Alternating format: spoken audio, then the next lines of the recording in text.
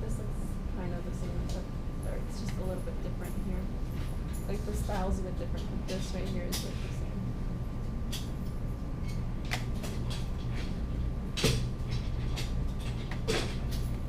Oh my gosh, this 3.5 homework has like more than 5 parts every question. It's taking forever. The other ones were easy, except for this one. I'm still not done. I only did 2 questions. It took me a long time. I got you. I'm not even gonna start this stuff until, let's say, probably by tomorrow. Tomorrow? Yeah. I can actually try to finish this up. Oh, how was your exam today? Not fun. It's all multiple choice. You don't have any. Do you have like a quiz every day? No, we don't have a quiz every day. Like in lab? Oh, in lab, yeah. So do you have like 2 quizzes, or how many labs do you do a day? Well, we only do 2 labs a week. Oh, 2 labs. Yeah. And the good part is like the lab practicals only weigh like a little bit of the grade. But the lab reports are like weigh like 170 points.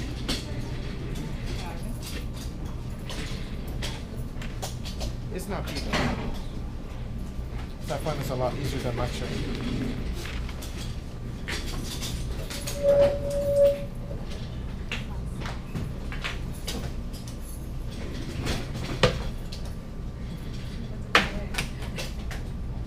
What are you doing? I was not trying to be in her way. Oh, really? I was not trying to be in her way. I was trying to not be in her way.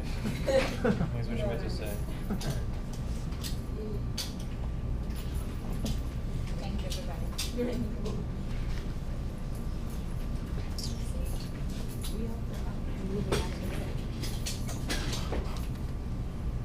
They changed the format of the homework, or is it still the same? No, it's still the same. It's just like the pages. Okay. Okay.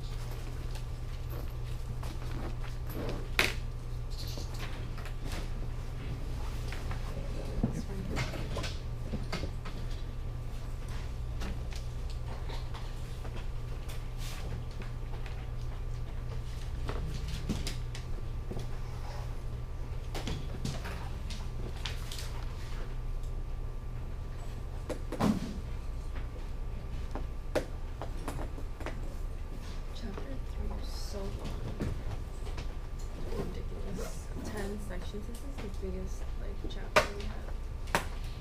Are you talking about the Pearson homework? No, I'm talking about the sections that we're learning before the exam. Because that was only 7. This is 10. That's 3, 4, 5, 6. 1,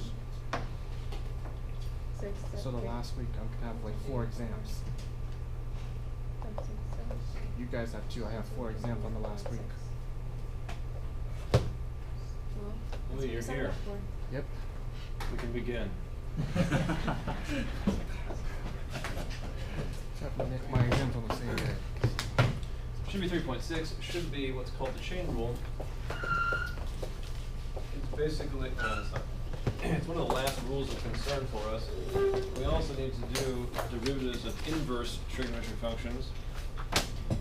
But this one certainly is the most important of all of them.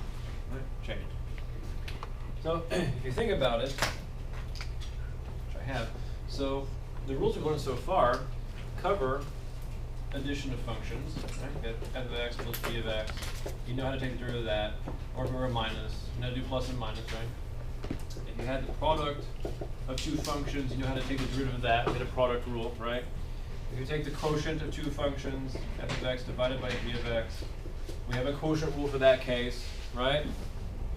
So those are 4 different operations between two functions, and you now know how to take the derivative in those cases. There is another special operation between two functions that we need to worry about when taking derivatives. What is that special operation that happens between two functions?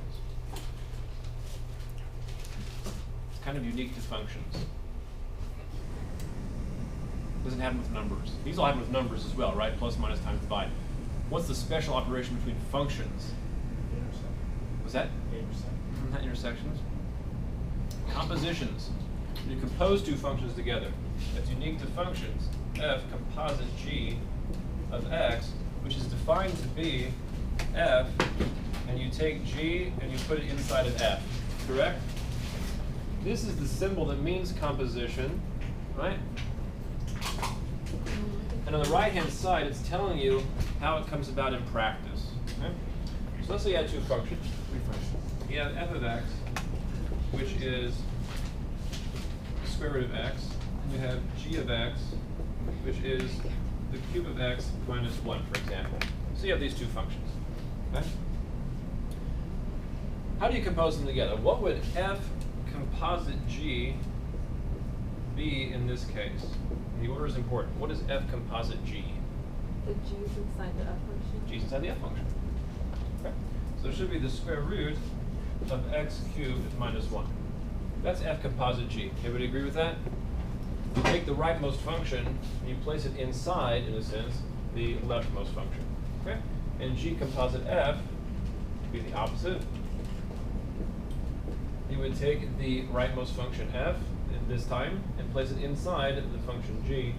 So you have the square root of x quantity cubed minus 1. Agreed? These are two different things. No big deal so far, right? Just remind you about composition. You should know that, again, I just said that these are not the same, so therefore composition is not a commutative operation. Composition is not commutative. F composite G is not the same as G composite F in general. There are some rare cases where it is the same, but in general, not the same. All right, so these are the cases we want to talk about now. We'll take F composite G here for a second. Let's say I have F composite G. I'm going to use this notation more often than that one. That's just what the operation is. This is how you actually do it.